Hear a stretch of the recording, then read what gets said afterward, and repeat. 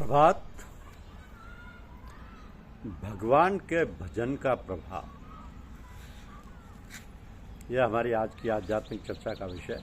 भगवान के भजन का प्रभाव।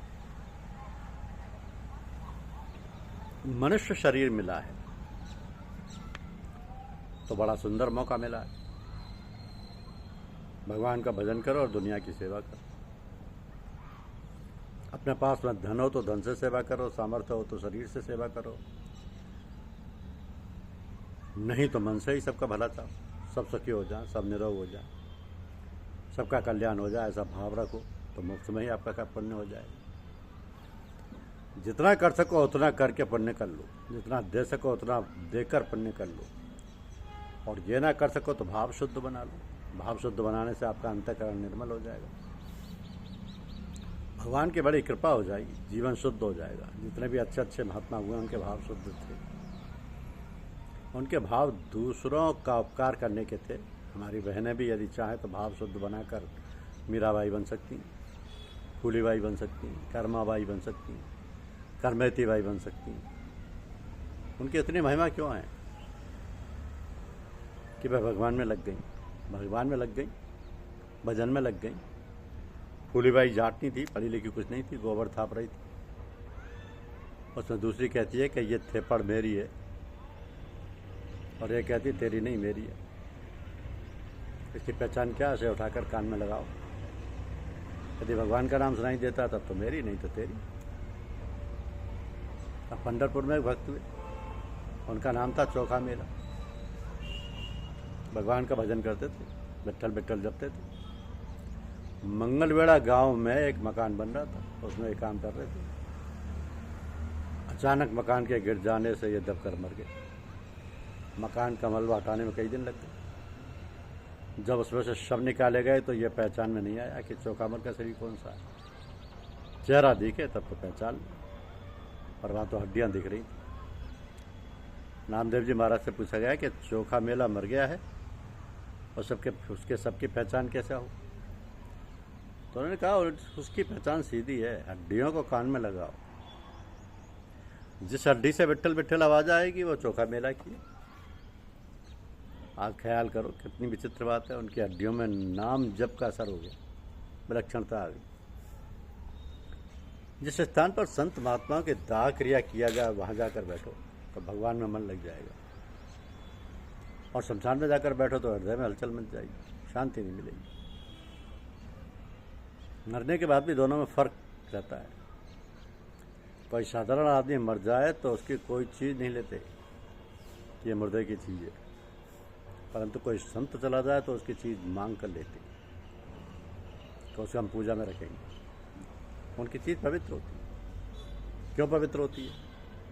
कि उनमें ममता नहीं होती। जिस चीज़ में मनुष्य की ममता होती है वो चीज़ अपवित्र हो जाती है। संत महात्माओं में ममता नहीं होती, इसलिए उनकी चीज़ पवित्र होती है।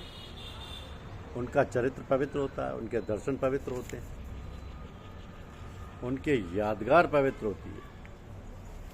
भागवत में आया है कि संतों को याद करने से घर तत्काल पवित्र हो जाते हैं। ये शाम संस्मरणता पुंसा सद्य सुजंती बेग्रहा। क्यों पवित्र हो जाते हैं? ये भगवान का भजन करते हैं। युद्ध के समय विदुर जी तीर्थ यात्रा के लिए चले गए थे।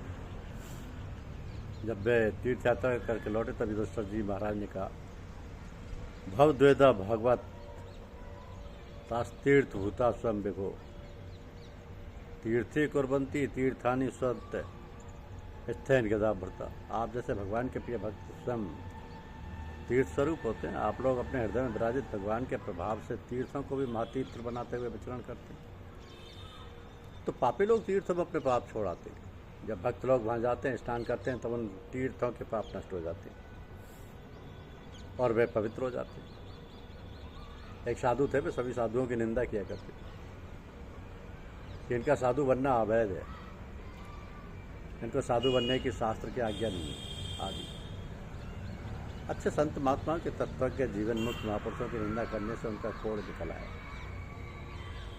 वे घबराए कि अब क्या करें।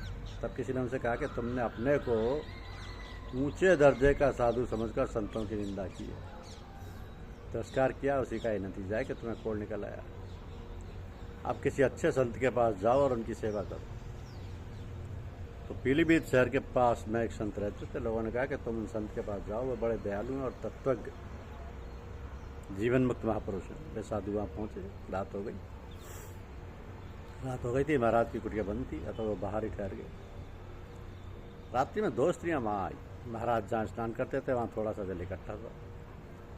उन दोनों स्त्रियों ने वह जल अपने शरीर पर लगाया तो उनका कालापन मिट गया और वो रूपवती हो गई। साधु ने उनसे पूछा कि तुम कौन हो, यहाँ कैसे आई हो? तो उन्होंने कहा कि हम गंगा हैं और यमुना हैं। हम गंगा और यमुना हैं। पापियों के पाप से हम अपवित्र हो गई थी, अब संतों के चरण के जल से हमारे पाप दूर हो गए, हम पवित्र हो गए। ऐसा सुनकर उस साधु ने भी उस जल को अपने शरीर पर लगाया तो उनका कोढ़ दूर हो गया। तो उदासीन साधो नमस्ते नमस्ते ऐसा स्रोत संस्कृत में बनाया। भगवान की याद करने से मनुष्य पवित्र हो जाता है और उसमें सब स्वतंत्र है कि जाट भजो गुजर भजो भावे भजो वही, तुलसी रघुवर नाम में सब काहू कोसी।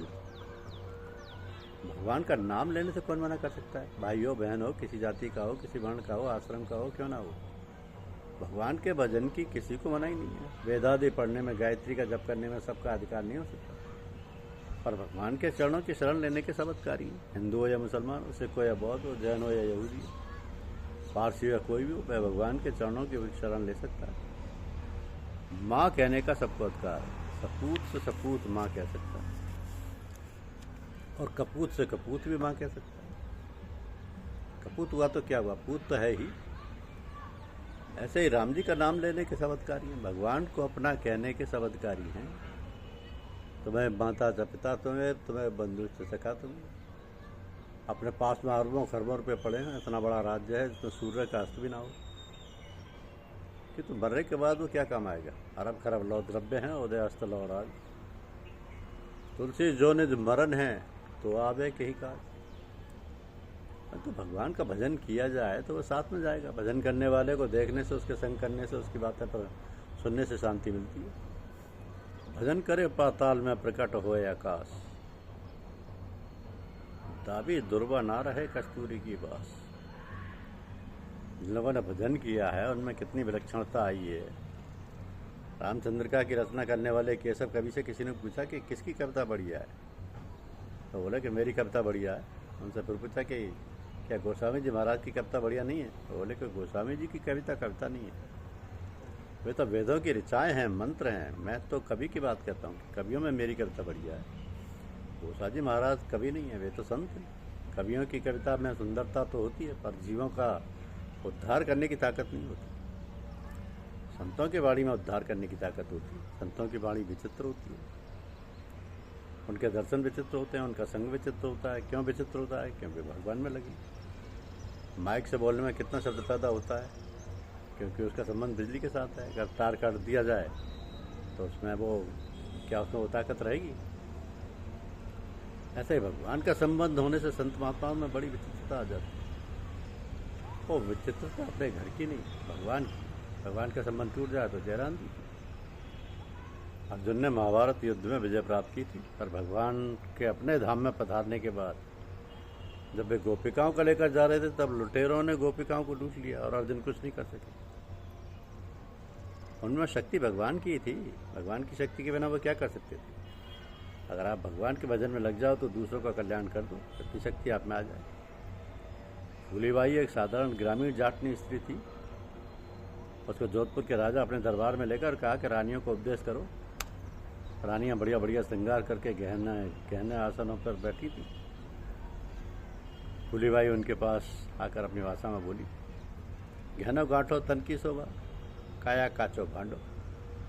फूली थाने यूँ कहे, फिर राम भजोरी रांडो। अरे रांडो, इस प्रकार बैठी कैसे हो? राम नाम करो। गहने तो शरीर की शोभा है, आज मर जाओ तो वे क्या काम आएंगी? शरीर तो कच्चा घड़ा है, न जाने कब फूट जाएगा। इस तरह अपनी भाषा में सीधी सादी बात कह दी कि गहनो गांठो तन की शोभा, काया कांचो भांडो। फूली थाने यूँ कहे थे, राम भजोरी रांडो। उसकी बात से रानियां नाराज नहीं। सब लोग फूलीबाई का आदर करते थे क्योंकि उसके मन में किसी से कुछ लेने की इच्छा तो थी नहीं। ऐसे कई वक्त हमारे देश में हुए, साधारण जाति में हुए, ऊंची जाति में हुए, पढ़े लिखे व्यक्तियों में हुए, अनपढ़ व्यक्तियों में हुए, जो भी भगवान की तरफ लगा वो विलक्षण हो गया। मनुष्यपना इसी में है कि भगवान की तरफ जाए। धन्यवाद।